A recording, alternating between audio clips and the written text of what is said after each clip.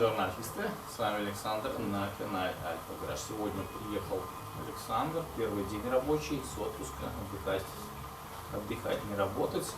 И уже Гараж ждет, чтобы их починили, поставили диагноз и что-нибудь с ними произвели. Сегодня приехала 166-я Рест на Blue моторе Twinspart. Нет, Twinspart крутой мотор, но конкретно не на этом автомобиле. Конкретно не на этом кузове, потому что очень тяжелый. А Twin тут, конечно, это как, я не знаю, как козе-баян. Собственно, машина уезжает на Украину на отдых через каких-то пару дней. И что-то какие-то звуки из мотора создаются. Сегодня будем разбираться, что тут да как. Открываем моторный отсек, заводим машину. О, красота красивая. И будем на переходных моделях слышны звуки, стуки, трески. Сейчас будем разбираться, что тут да как.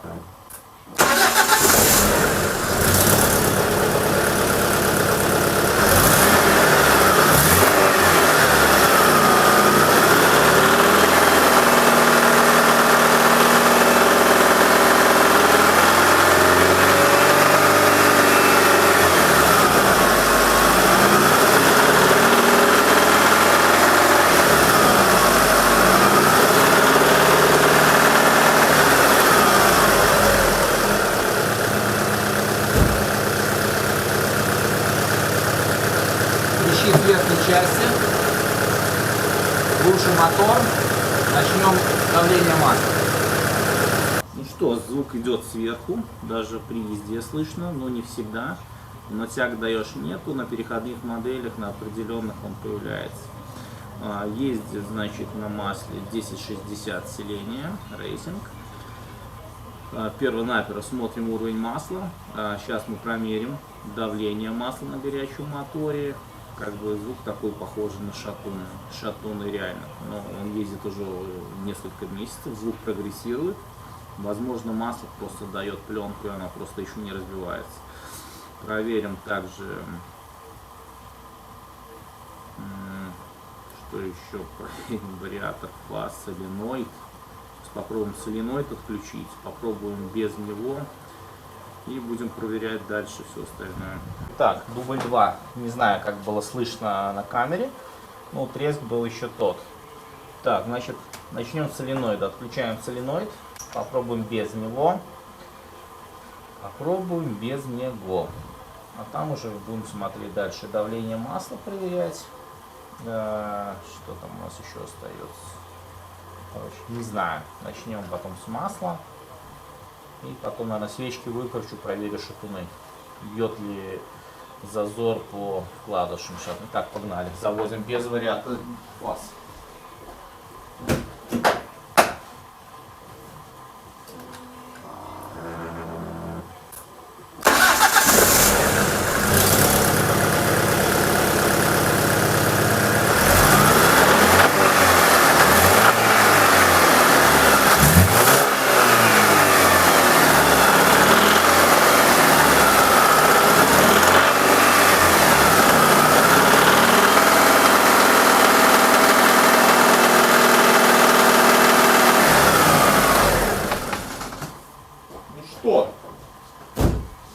Как слышно, звук остался. Бывает просто, когда ГРМ криво стоит, особенно впускной вал, все нормально. Когда вариатор фаз начинает смещаться, начинает неправильно бить по клапанам, цеплять, вернее, клапана.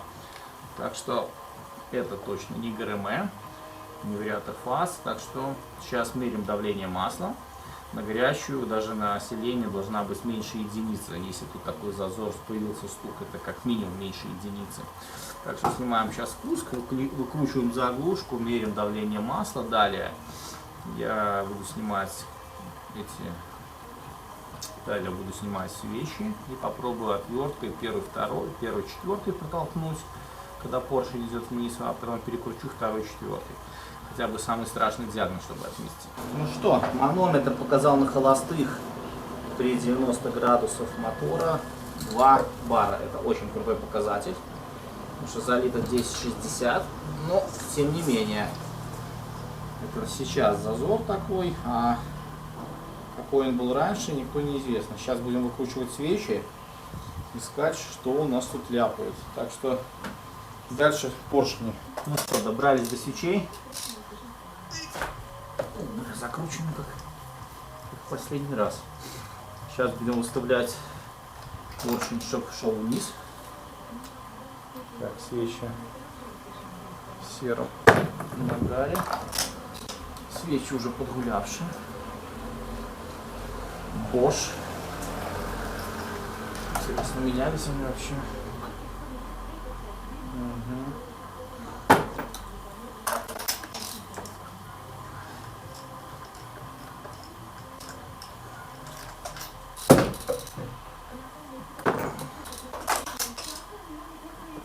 Ой, ёб твою мать! Как вы закручиваете? Так, начинаем с первого и четвертого. Вверх пошло. Вверх пошло. Ждем, когда поршень вниз пойдет. Вот, получается, пошел вниз. Если есть зазор, то шатун поршень будет отставать. И мы этот зазор сейчас увидим стуком. Стука нет. Четвертый. Стука нет. Еще раз проверим. Еще немножко вниз. Стука нет. Стука нет. Ок, хорошо. Второй, третий. Также проверяем. Звук какой-то стрёмный, непонятный, из мотора. Так, вот пошел у нас второй вниз. Проверяем. Так, как будто бы маленький стук не показался. Здесь тоже.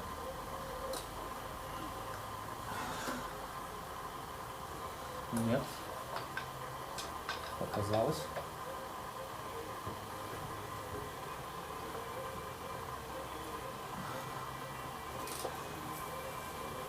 Померещилось. И это с одной стороны хорошо, что не стучит колено, и плохо, что причина до сих пор не найдена. Значит, снял я еще сервисный ремень, завел без него. Звук такой же и остался. Значит, шатуны у нас в яйцах. Ничего там не молотит, зазоров нет. Остается еще как вариант валы посмотреть. Может быть, там валам пришел к клочкам смерти, оно бы тогда ляпало, а не трещало. Вот. Либо уже подтертые поршни, потому что масло жрет литрами. Поршень получается в переходном моменте, когда переваливается, может просто херачить об стенки поршня. Так что делать дальше? Скрывать, не скрывать. Машина просто собирается уже уезжать, не знаю, на юг, 1000 км в одну сторону. Вот, как бы, во всяком случае, самое страшное это уже не шатуны, это уже радует. Вот, бензин 95 на детонацию не похоже, какая-то механическая херня, это 100%. Ну, будем сейчас искать, созвониться с владельцем и дальше решать, что с этим делать. Короче, психанул, раскрутил клапанку. Сейчас мы снимем, посмотрим на кулачки, на гидики и на крышки распредвалов, которые часто бывают не закручены по причине съеденного резьбы. Сейчас мы как раз таки попробуем. Может тоже, кстати, молотить это безобразие. Так, то мы видим кулачки все в яйцах. Это просто не может не радовать. Это все чудесно, все хорошо. Сейчас проверю зажим всех болтов. Зажаты они или нет. Тут вот уже царапал. Наверное, ГРМ выставляли. Сейчас мы это безобразие все проверим. Так, кулачки, которые не нажаты. Проверяем. Видите, жесткие.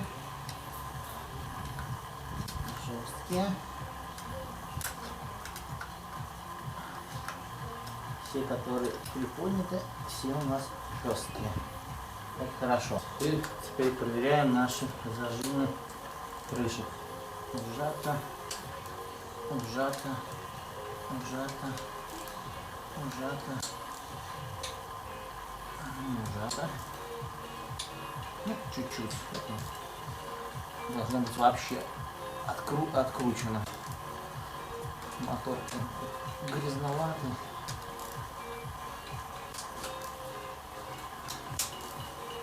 Сжато. Все как бы хорошо. Ах, вот оно. Вот это, блядь, бензина. Ну что, есть потенциальный, у нас вот он, потенциальный, как он называется, призер. Ну сейчас это мы проверим. Сейчас я выкручу, нарежу резьбу на 8, поставлю новый болт, ужму. И не надо. И этому тоже. Короче, придется 2 болта крутить. Ну что, момент истины. Значит, у нас тут все закручено, болт на 7 в оригинале. А мы будем пересервировать вот эти оригинальные болты на 8. Так. Обязательно вытаскиваем отвертки втулки. Берем мечик на 8. Я как-то и на 10 перекручивал. Но уже стрёмно, потому что стенки тонкие. На 8 самый самолет.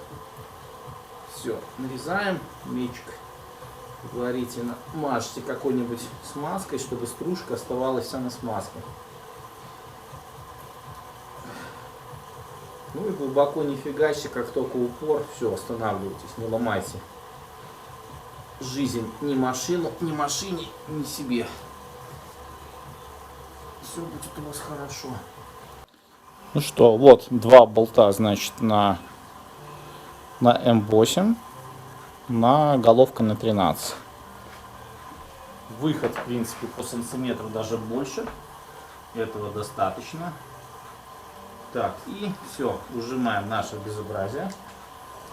Собираем и будем проверять, заводить. В принципе, эта штука прогрессировала уже несколько месяцев у него. Очень подходит для, в частности, для этого случая. Потому что он, вал один не закреплен. В принципе, хоть последний закреплен, это тоже ни о чем не говорит. Он может просто под нагрузкой ляпать. Потому что это все-таки металл, который играет, а температура имеет свои зазоры. Все, идеально все вжалось. И собираем наше безобразие. Ну, так как тут было масло, еще сейчас герметиком пройдусь немножко по центру. И все, собираем. Все, мазнули чуть герметика, потому что прокладка не менялась, мы не планировали сюда лезть. Мы вообще приехали сегодня на диагностику стука. Ну, вот сейчас посмотрим, мне уже не терпится собрать, завести машину и посмотреть. Мог ли так распредвал стучать? Мог. Но если сейчас опять будет все ляпать, это, конечно, будет эпичный момент в моей жизни, потому что самые злые моменты я проверил, косяков не обнаружено, только один на выпускном распредвале, как раз на крышке, где фиксируется кондуктор этого, для восстановления зажигания. В принципе, все. Сейчас осталось накинуть катушки, даже крышку декоративную ставить не буду. Чисто завести, проверить. Ну и в принципе на этом все. На этом диагностика закончена. Остальное, как говорится, уже влечет за собой именно вскрытие мотора, снятие головы, снятие поддона со всеми вытекающими. Ну что, собрал я крышку, все закрепил, массы, шмассы. Ну что, момент истины, мне уже не терпится завести и услышать этот звук. Вернее, чтобы не услышать этот звук.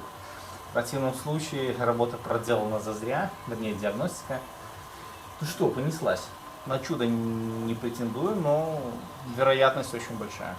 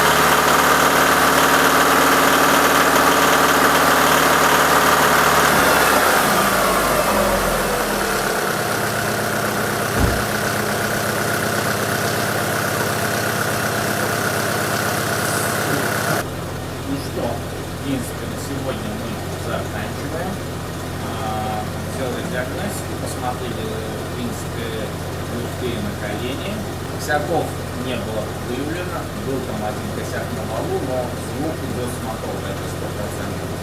Так что дальше нас ждет вскрытие, но это уже будет совсем не в этой серии. Сегодня была только диагностика. Ну вот, так, в принципе, ничего мы не выявили. Ну, под предлогом еще маслонасос и поршни сами, которые могли, в принципе, ляпать в переходных моментах. Ну, на этом, в принципе, все. Плюс одна альфа, недоделанная в городе Витебске. С вами был Александр. Все, ребята, всем пока.